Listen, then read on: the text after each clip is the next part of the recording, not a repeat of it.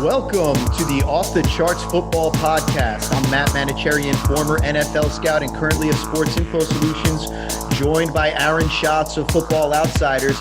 And Aaron, we have to start off by reacting to the crazy news that came out yesterday.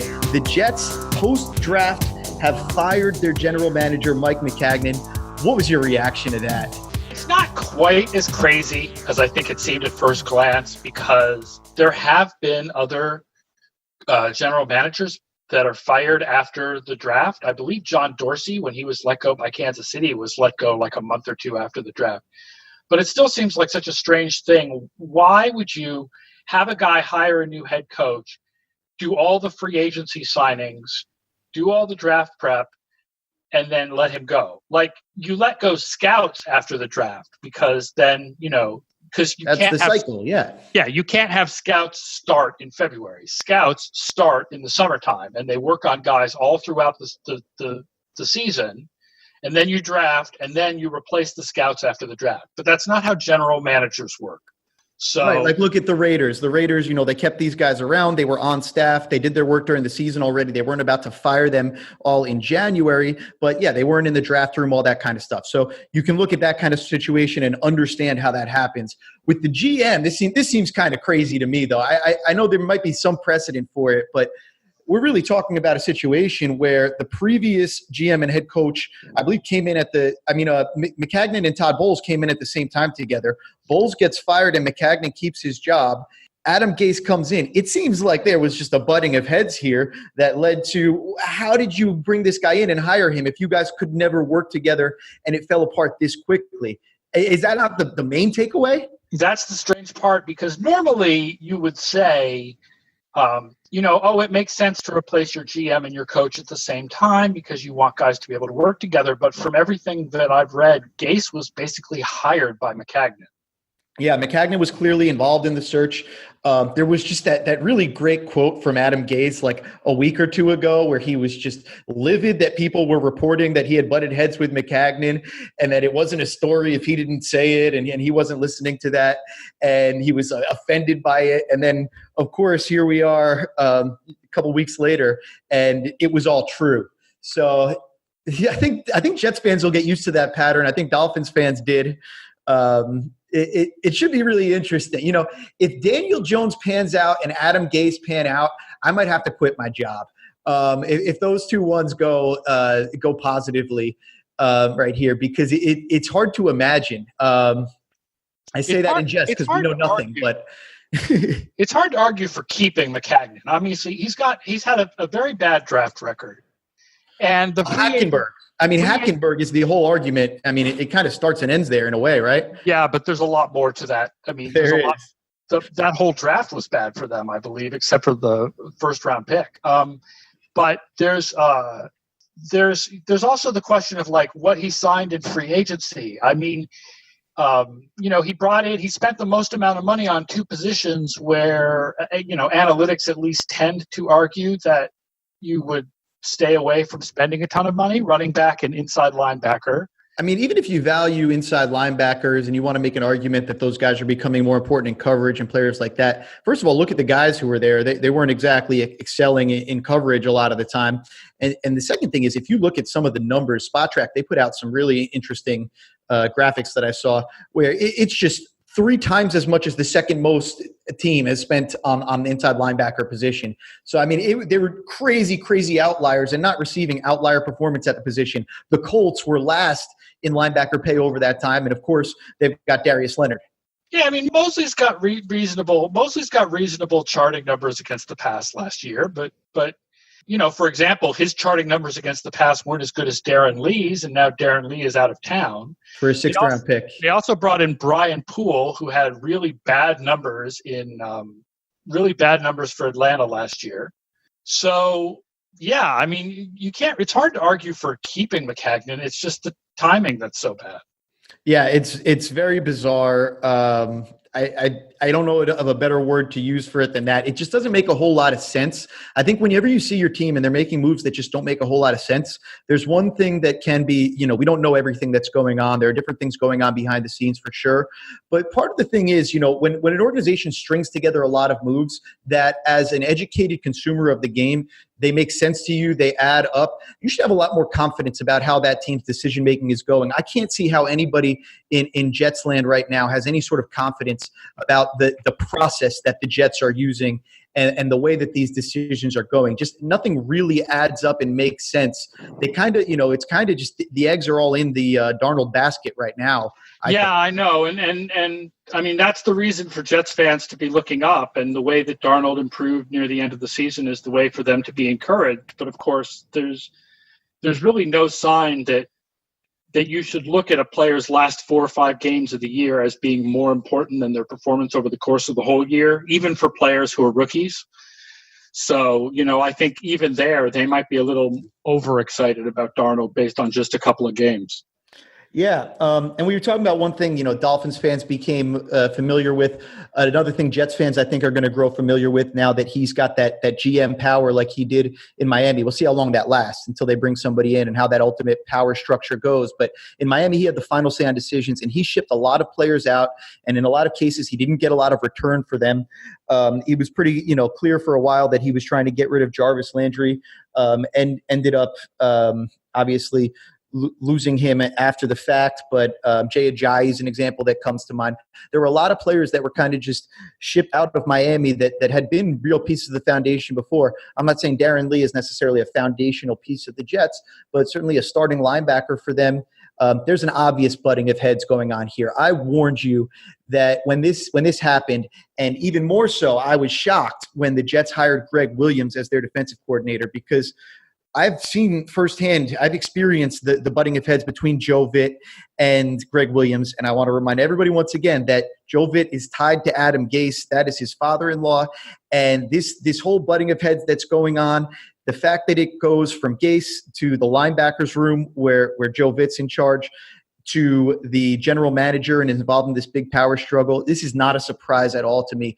This is what I think is going to largely continue to be a messy situation unless something drastic changes. And, maybe Gase is empowered here and he's the emperor and he can do a good job as the emperor. I know that's what Jet fans are thinking of, but the kind of disarray that's going on there, at least that it seems is going on there, is very unsurprising to me based on what I know about some of the characters. The giving of total power to youngsters without a lot of history is not had a very good track record in the NFL. Just ask Josh McDaniels or anybody in Denver about Josh McDaniels' time there.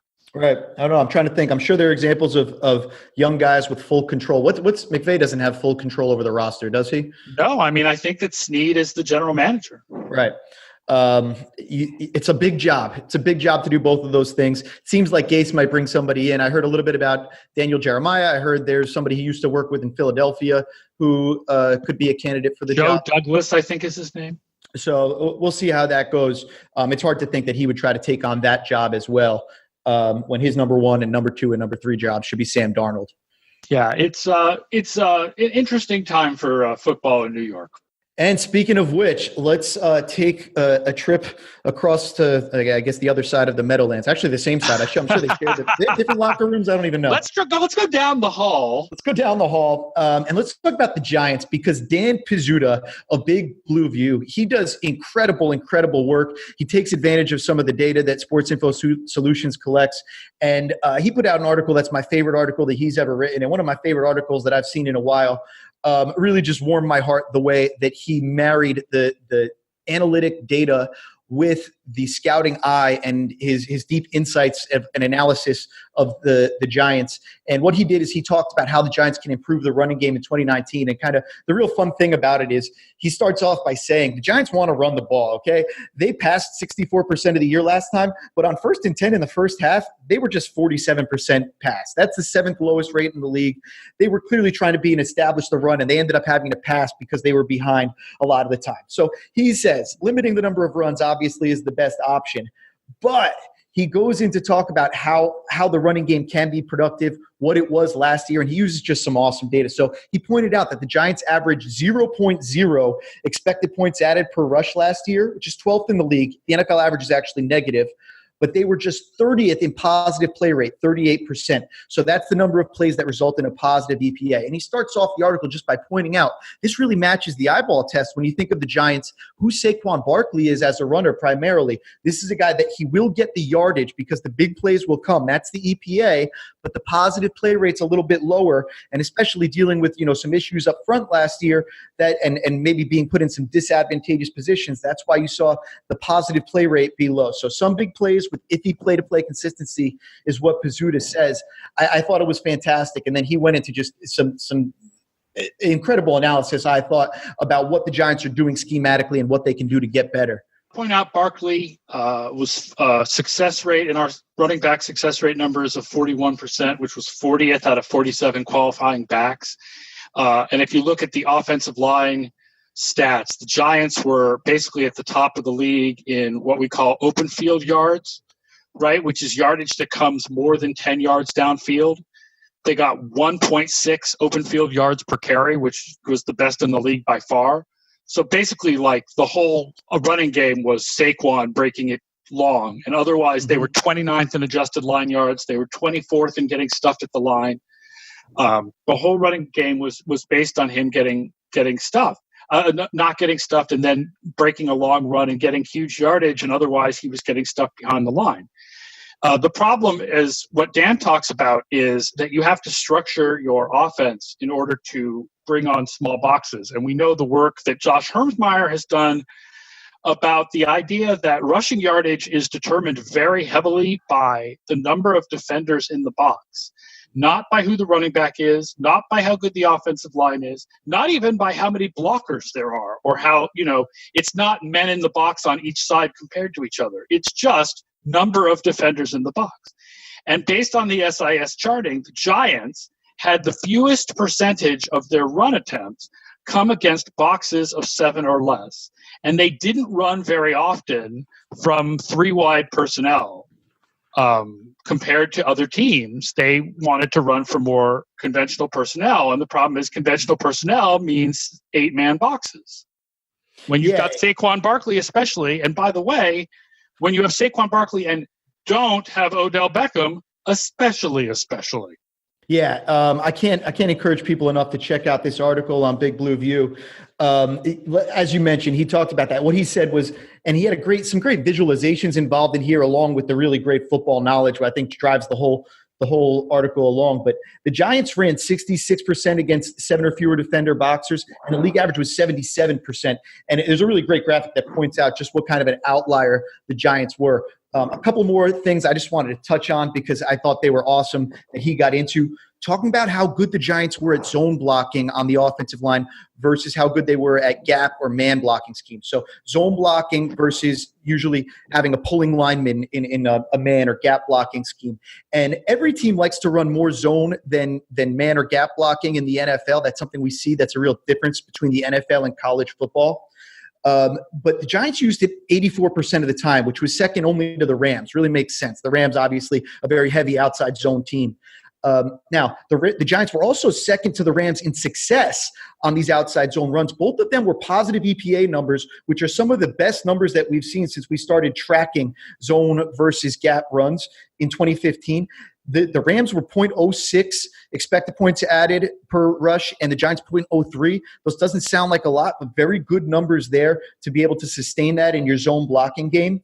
But again, the Giants just a 40% positive play rate. So what we see again is success is coming in that zone blocking game. It's leading to those open field yards that you're talking about, but the 40% positive play rate, again, rearing its ugly head. Just not a lot of consistency with this. Now, bigger problem, and another excellent visualization put in there by Dan at this point in the article. Bigger problem is that the Giants just didn't use zone blocking all of the time, and on times when they didn't, they were awful.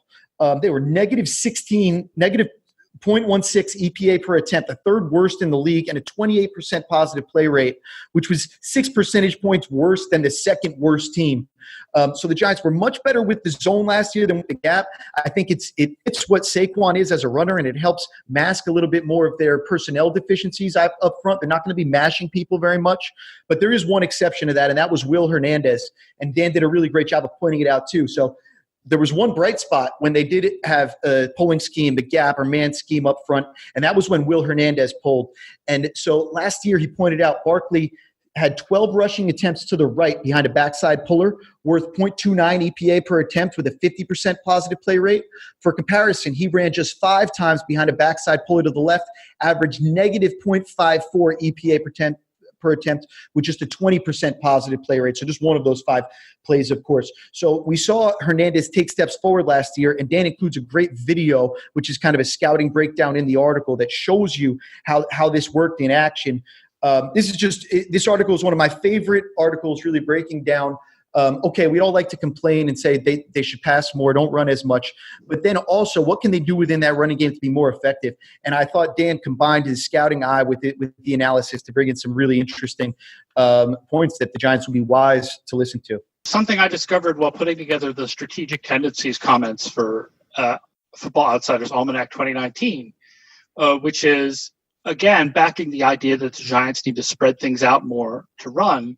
They ran on only 14% of shotgun snaps, which is pretty low comparatively to the rest of the league. But those were some of their biggest plays. They gained a league-leading 5.8 yards per carry with 8.6% DVOA on runs from shotgun, with 4.3 yards per carry and minus 14.5% DVOA on runs with the quarterback under center. So that's just more numbers to suggest that what the Giants need to do is to spread it out and run more. You know, overall, it's really interesting. Overall, passes tend to be more successful from packed formations like 21 and 22, and runs tend to be more successful from what we think of as passing formations like 11. So that's what the Giants really, would make them successful. And the Giants are an interesting team to look at for next year anyway, because if you look at sort of the top level analytics of how we normally look at whether teams are going to improve or decline from year to year, you have here a team that was 15th in DVOA despite the fact that they were 5-11, because they were 4-8 in one-score games. So a lot of things actually suggest that the Giants are going to improve this year, except they went and got rid of like 3 of their best players, right? And especially their receivers. We keep talking about how, they need to use more 11. They need to use more 11. They need to use more 11. Okay, who's starting? If they're using 11 personnel, who are they playing? Because they've got Golden Tate and Sterling Shepard, and then the third receiver becomes Corey Coleman, Benny Fowler, Russell Shepard, Cody Latimer. There's like nobody. So you're even wondering the strategy that we're suggesting, like who are the players that they put on the field for that? Right, and they're all guys that are kind of, not all those guys, but the ones that are at least on the higher end are better slot players than they are on the outside. So even the guys that, which means they double what Golden Tate does well. Yeah, and Shepard is more of a slot guy too, isn't he? Yeah.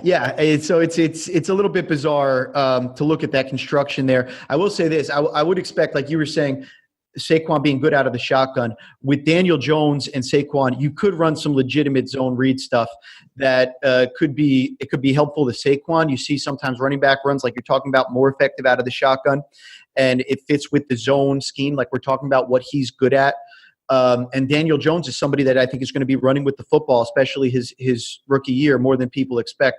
I'm assuming that he's going to be on the field. I don't know. Out of the 3, given the way that Gettleman has talked, out of the 3 first-round rookies, he's the one that I think is most likely that they actually leave him on the bench for most of the year. Right.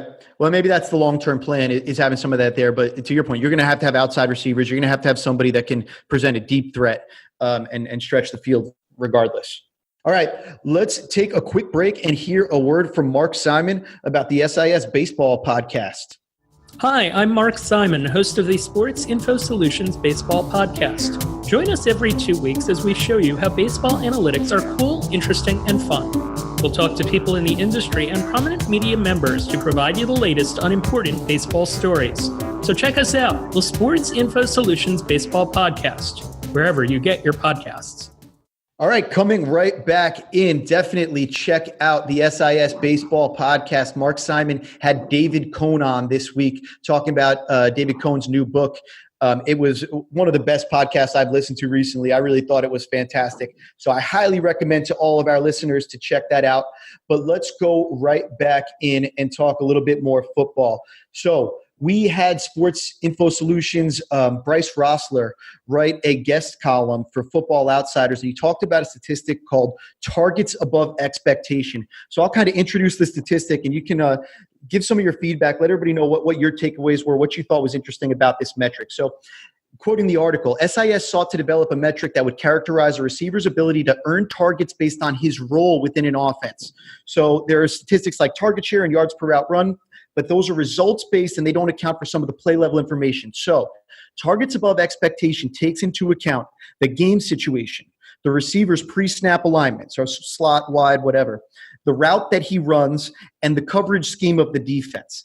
And then we use that to find out a little bit more about how the receiver performed given the situations that he was put in, specifically in terms of earning targets, right? This isn't a measure that's trying to incorporate all aspects of receiver play. What we're talking about here is a measure of target earning, which is a combination of separation and honestly how much the quarterback is going to force the ball to you or choose to get the ball to you. So the statistic works like this. Take a slot receiver who's running an out route on 1st and 10 against cover 3. The average receiver is expected to be targeted X% of the time. You either receive it or you don't for each opportunity that you get. You compare the result to what the expectation was, and then you tally this up and you express them on a per 100 route basis. So all targets above expectation that you'll hear, those are expressed on a per 100 route basis. The leaderboard, unsurprising list of names: Julio Jones, Keenan Allen, Odell Beckham, A.J. Green, and Jarvis Landry. One thing that I will point out right off the bat there, those make sense. Those are guys that are certainly good separators, guys that can get open for their quarterbacks. With Odell Beckham and Jarvis Landry being on the same team this year, we can expect that both those guys won't be on the top 5 of this list next year. In fact, probably neither of them will, if I had to guess, if both of these guys are healthy throughout the whole year, because like target share, targets above expectation, there are going to be teammate effects that come along with this. This isn't solely, I don't want to paint this as solely a measure of separation, but it does take us a good step in that direction, all the way up to the point of being able to take the quarterback out of the equation. I'll tell you who I'm surprised is not in the top 5, and that's DeAndre Hopkins. Because no offense depends on one receiver more than Houston depends on DeAndre Hopkins. So it's interesting that if you look at the down and distances and the types of routes he runs, he's not actually getting targeted more than expectation at a top 5 rate, despite the fact that he's the most dependent upon receiver in the league. Right, and I think he's right there. He's close off the top 5 leaderboard. I don't have outside of the top 5 in front of me right now, but yeah, I agree with you there. Looking at kind of the guys on the list is interesting. What I really liked and what Bryce did in this article that I thought was really awesome was trying to see, okay, but how do we use this to really learn something? I think one thing you can say is this is a great fantasy metric. I think right off the bat, understanding which players are better at earning targets. And then being able to understand if somebody switched quarterbacks since last year, trying to predict how that might change. Using this as a tool, I think, is really effective there.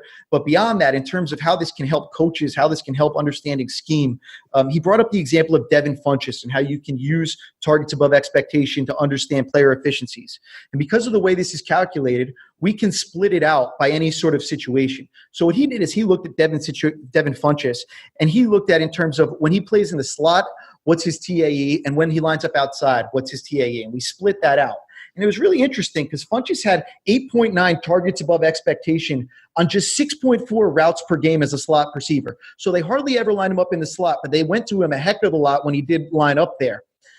Outside, meanwhile, he ran almost 3 times as many routes, 17.2 routes per game, but he had a negative targets above expectation from the outside.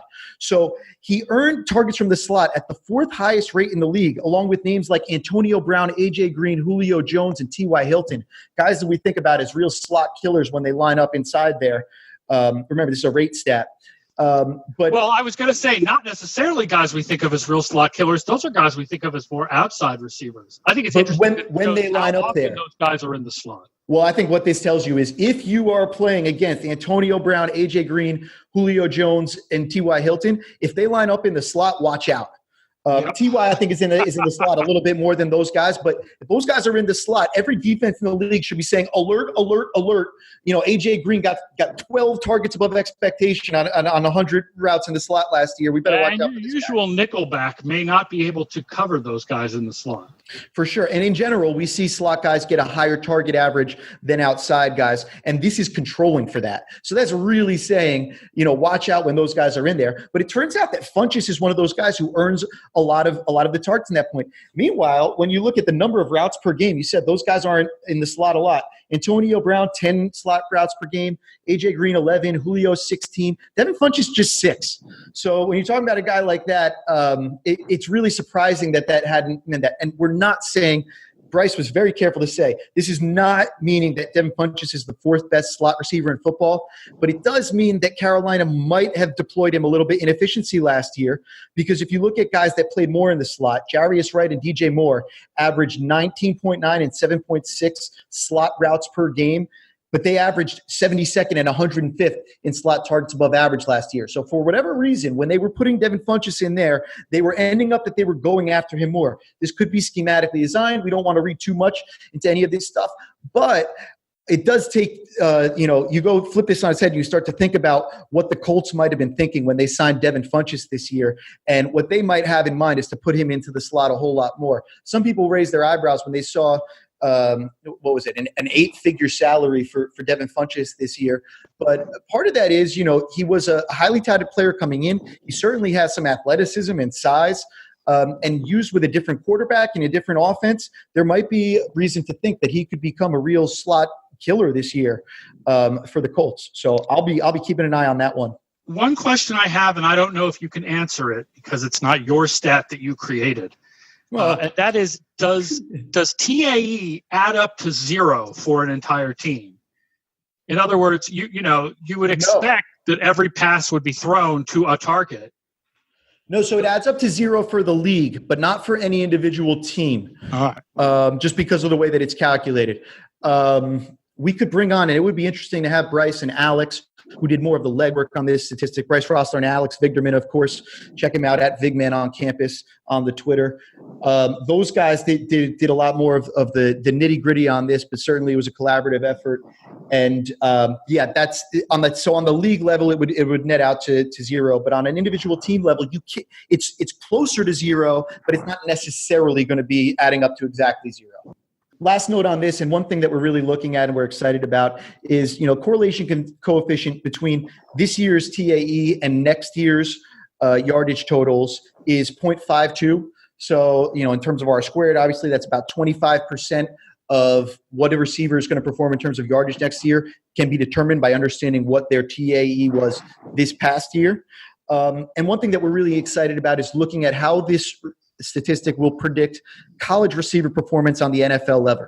Target share seems to be more of a relevant factor towards predicting NFL success than raw yardage or touchdown or whatever target totals that you might have, because different offenses throw the ball different amounts of time. And one thing that we looked at was a lot of the draft prospects coming out this year were ranking really well in targets above expectation. So some guys that really stood out: Kelvin Harmon, 6.9 targets above expectation; J.J. Arcega-Whiteside, 5.7; N'Keal Harry, 5.3. These were some receivers that we really liked this year, and these guys stood out for their ability to earn targets. So we're looking out to see how well this metric kind of predicts that on the NFL level, so that it's not just something that's predicted from NFL year over year, but this might be something that helps us understand which college receivers are going to be impactful NFL players. Yeah, it makes sense because Playmaker Score looks at yards and touchdowns in a team context, in the context of how many yards and touchdowns your team has, what percentage of that you have. So looking at what percentage of targets you have, particularly if you can also adjust it for the routes that you run, would seem to also indicate which receivers were favorites. And they were usually favorites because they stand out. And if they stand out, they'll usually be better at the next level. Right, absolutely. And I'll leave it with one final little point on the targets above expectation, just to go back to the point of how this is not just supposed to be, you look at this number and you find out how good a receiver was. Dylan Mitchell led all of the draft prospects in the top 25, in the Power 5, rather, in targets above expectation. He had 19.9 targets above expectation this year, the Oregon receiver who's now a Minnesota Viking. Now, there's a reason why teams didn't just think, oh, wow, look at this guy's an amazing player. He struggles catching the ball. He dropped 14.3% of his catchable deep passes, and he failed to secure any throws that were charted as off-target but catchable by SIS charters last year. So this is one aspect of wide receiver play, certainly, is being able to earn targets and get separation. But there are other aspects of the play, and you got to be able to track and catch the ball as well. So just one final warning there, not to take targets above expectation and just use it on its own. That is not the intent of this statistic. Like a lot of good stats, it's best used as part of a suite of stats where you look at a number of different things to get an idea of player strengths and weaknesses. All right, and I just wanted to do one quick little note before we got out of here. Nate Cooper and John Todd, the two scouts who led the way in our scouting department here at SIS on putting together the Football Rookie Handbook, they put together a little analysis about which teams had the best and worst drafts according to the SIS Football Rookie Handbook. And the news here is that the Titans came away with the best draft class according to the book, which, of course, is that February board that we talked about that comes out before all of the combine and all of the interviews and all the other stuff. According to our book, they've got 3 guys who are potential starters this year in Jeffrey Simmons at D tackle in the first round, A.J. Brown, slot receiver, in the second round, and Nate Davis, a guard, they got in the third. And then on top of that, they drafted 3 other guys, and we think all of those guys can become good role players for them. Maybe not starters, but Amani Hooker, the safety from Iowa, DeAndre Walker, the edge from Georgia. We think he'll be a good rotational player for them at least this year. And then David Long, the linebacker from West Virginia. We saw them really fill out some of their depth this year. So nice job there. The one problem is Simmons is not going to be a starter this year because of his injury. A little bit of an asterisk on this because the top player that they took is a player that they probably won't be able to use for another year, but he's a player that was very well highly regarded. Right. Might be a red shirt this year, but somebody that definitely dropped not only because of his injury, but also because some of the potential off-field concerns. What blows my mind is the other side, which is the teams that took players that weren't even highlighted in the handbook, especially the Chiefs. 4 of the 6 players that they drafted were not covered in the handbook, including Mecole Hardman, which is interesting that you guys didn't grade him as being good enough to put in the book, and he went in the second round, and he's probably going to be effectively a starter for them if Tyreek Hill gets suspended. Yeah, there were a handful of players that were drafted a lot higher than we had them scouted at. So we graded over 400 players and wrote reports on over 400 guys, but only 254 made the book. So of those 400 guys, the 150 that didn't make it were scouted, and they weren't given grades high enough to be included. That doesn't mean that they can't be players in the NFL. That doesn't mean we know more than the teams. And it also doesn't mean that we're complete idiots. But those were the guys. There were, I think, 6 guys that got day 2 selections that weren't featured in the book. So maybe they did something between February and April that led them to be rising up the charts. Guys run fast, guys do things you don't expect. Maybe they were guys that we missed on our initial evaluation on and didn't get to do, more work on those guys. As obviously the top 250 got many more eyes on them than those initial 400. But definitely interesting there. And then, on the contrary to that, tight ends, centers, wide receivers, defensive tackles, and offensive guards, we seemed to really agree with the way that the NFL evaluated these guys. So not a lot changed at those positions between the time of when the book came out and what went on. Specifically with centers, the first 5 centers drafted exactly in order. Same group of 5 tight ends, same top group of 4 wide receivers and defensive tackles. So top 5 draft classes in order were number 1, Titans, number 2, Bills, 3, Cardinals, 4, Ravens, and 5, Bengals, at least according to how much they matched that SIS Football Rookie Handbook. So just something interesting to keep an eye on as we keep checking out the book and returning to it as we try to figure out how these guys are going to fit in to their clubs that they are with as rookies. I'll say this, which is obviously the SIS Rookie Handbook is only one source. It's a source that we both trust, but it is just one source. That being said, I apologize. This is not research I've updated in the last couple of years, but at one point, 4 or 5 years ago, I looked at players who were drafted far above the conventional wisdom. And I think at the time I used NFLDraftScout.com to sort of represent conventional wisdom, which again is just one source. But in general, players that were drafted much, much higher, 3 or 4 rounds higher than where they were expected to go from the NFL Draft Scout, did not have a good record in the NFL. Yeah, no big surprise there. Conventional wisdom is usually fairly smart about these players and where they belong in the draft. You know, everybody wants to outsmart and find guys, the needle in the haystack. But I'm with you. A lot of the time, where there's consensus, there are good draft picks. And when multiple people can watch the same guy and see the vision for him, as opposed to just one person seeing that vision, that's just seeing things that nobody else can see because, you know, they're a Game of Thrones character that's been blessed coming to this earth to scout for us. But, you know, I think more often than not, those for that reason, I think those end up going the wrong way. Usually the needle in the haystack is not a guy that everybody thinks should be taken in the 5th round and you take in the 2nd round. Normally, the needle in the haystack is the guy everybody thinks should be taken in the 5th round, who you take in the 5th round, but it turns out that everybody was wrong, including you, and the player should have been taken in the 2nd round. And on that note, we will get out of here. Quick note before we sign out is please check out SISBets.com if you haven't already. SISBets.com is your prop betting resource that's still available for free, but it's going to be a pay-only subscription thing pretty soon, but you can still make free bets, beat the prop bet lines that are being offered wherever you see them, get the SIS bet recommendations, and see how you can beat the house. That is one thing to check out. And then, of course, as we heard from Mark Simon before, please check out the Sports Info Solutions Baseball Podcast. Mark Simon is absolutely incredible. We stole him from ESPN, and he's just doing incredible work with that Sports Info Solutions data. He had David Cohn on, who was one of the better guests that I could have imagined him ever having. So please check that out. He even calls out some broadcasters at the end of the podcast there, so you'll want to stick around and hear that. Check out that SIS Baseball Podcast wherever you listen to your podcasts. All right, and we are getting out of here, so please like, rate, review, subscribe, all that good stuff, and we will see you again next week.